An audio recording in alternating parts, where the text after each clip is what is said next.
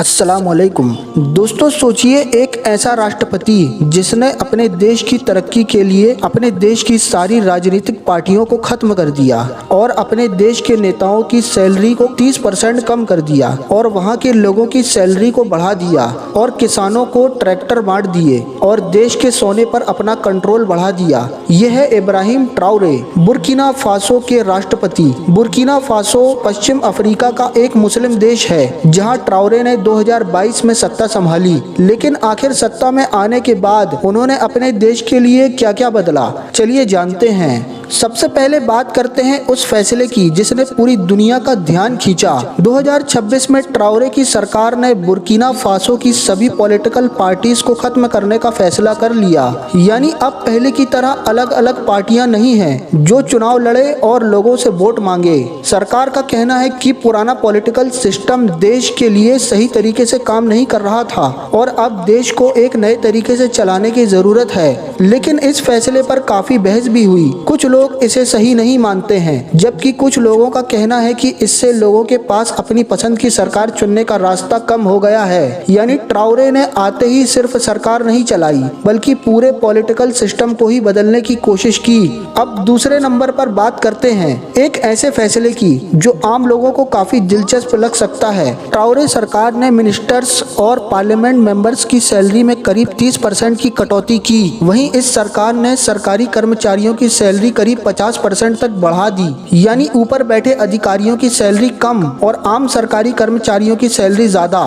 Traore की तरफ से इसका मैसेज काफी सीधा था, अगर देश मुश्किल दौर से गुजर रहा है तो सिर्फ आम आदमी ही परेशानी क्यों उठाए, बड़े लोगों को भी अपनी तरफ से कुछ कुर्बानी देना चाहिए। ट्राओरे की अपनी सैलरी को भी लेकर काफी चर्चा होती है। कुछ रिपोर्ट्स में उनकी सैलरी करीब $3000 सालाना बताई गई है और वे किसी बड़े पैलेस के बजाय मिलिट्री बैरक्स में रहने के लिए भी जाने जाते हैं। अब बात करते हैं गोल्ड की। बुर्किना फासो में काफी मात्रा में गोल्ड निकलता है और गोल्ड देश की इकोनॉमी के लिए बहुत जरूरी है। ट्राओरे सरकार ने कोशिश की कि देश के गोल्ड और गोल्ड माइंस पर सरकार का कंट्रोल ज्यादा हो। कुछ गोल्ड माइन को सरकारी कंट्रोल में लाया गया और फॉरेन कंपनी के लिए भी नए रूल्स बनाए गए। उनका मानना है अगर हमारे देश से गोल्ड निकल रहा है तो उसका फायदा सिर्फ बाहर की कंपनीज को क्यों मिले। इसी सोच के साथ सरकार गोल्ड को देश में ही प्रोसेस करने और उससे ज्यादा फायदा देश के अंदर रखने पर जोर दे रही है।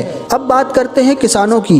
बुर्किना फासो में बहुत से लोग खेती पर डिपेंड हैं, इसीलिए ट्राओरे सरकार ने किसानों को ट्रैक्टर, मोटर पंप, बाइक, बीज और खाद जैसी चीजों में मदद देने की कोशिश की। इसका मकसद था कि देश में ज्यादा खेती हो और लोगों को खाने की चीजों के लिए दूसरे देशों पर कम डिपेंड रहना पड़े। यानी किसान मजबूत होंगे तो देश भी मजबूत होगा और इसी वजह से ट्राओरे सरकार खेती को काफी इम्पोर्टेंस दे रही है। देश में ही फैक्ट्री लगाने पर जोर। ट्राओरे सरकार सिर्फ रॉ मटेरियल बाहर बेचने के बजाय देश के अंदर ही उससे सामान बनाने पर जोर दे रही है, जैसे कॉटन। अगर कोई देश कॉटन उगाकर बाहर भेज दे और फिर भी कॉटन से बना महंगा कपड़ा वापस खरीदे तो असली फायदा दूसरे देश को होगा। इसलिए बुर्किना फासो में कॉटन प्रोसेसिंग पर जोर दिया जा रहा है। इसके अलावा टोमेटो प्रोसेसिंग, डायरी और सीमेंट जैसी फैक्ट्रीज पर भी काम किया गया है। इससे देश में जॉब बढ़ाने और लोगों को अपने ही देश में काम देने की कोशिश की जा रही है। फ्रांस से दूरी, रशिया से नजदीकी। अब बात करते हैं फॉरेन रिलेशन की। ट्राओरे के सत्ता में आने के बाद बुर्किना फासो ने फ्रांस से अपनी पुरानी नजदीकी खत्म कर दी।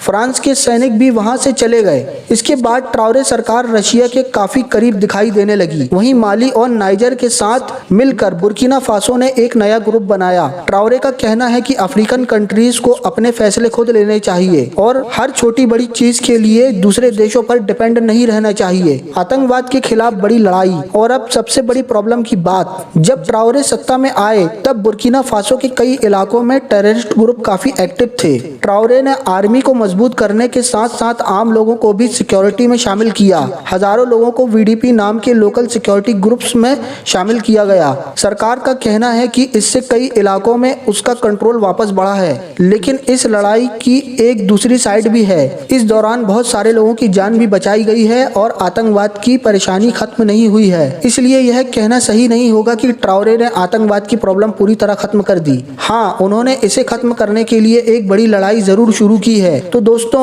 ये थे इब्राहिम ट्राओरे के 7 बड़े फैसले और बड़े बदलाव। उन्होंने पॉलिटिकल सिस्टम से लेकर किसानों, गोल्ड फैक्ट्रीज, आर्मी और फॉरेन रिलेशन तक कई चीजों में बदलाव करने की कोशिश की है। अब आने वाले कुछ साल बताएंगे कि इन फैसलों का उनके देश के आम लोगों पर कितना फायदा होगा। तो दोस्तों, आपको इस मुस्लिम देश के राष्ट्रपति का कौन सा फैसला सबसे अच्छा लगा, हमें कमेंट करके जरूर बताइए। अगर आपको यह वीडियो पसंद आया हो तो इसे लाइक जरूर करें और ऐसी ही इंटरेस्टिंग वीडियोस के लिए हमारे चैनल को सब्सक्राइब करें। अस्सलाम वालेकुम।